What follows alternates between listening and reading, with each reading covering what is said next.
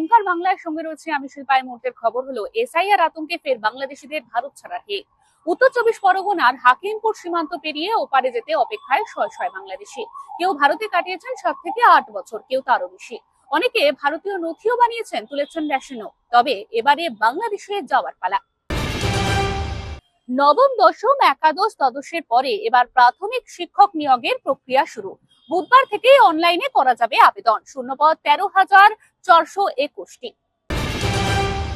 শীতের শুরুতেই নদী বাঁধ ভেঙে আতঙ্ক দক্ষিণ চব্বিশ পরগনার বজবজে। বজবজ 2 নম্বর ব্লকের ডোঙ্গারিয়া রায়পুর পঞ্চায়েত এলাকায় ভাঙলো নদী বাঁধ। হুগলি নদীতে প্রায় 300 ফুট এলাকা জুড়ে মাটির বাঁধে ধস। বারবার ভাঙনের পরেও স্থায়ী সমাধানের চেষ্টা হয়নি, অভিযোগ বাসিন্দাদের। সকাল থেকেই বাঁধ মেরামতির কাজ শুরু করেছে সেচ দপ্তর।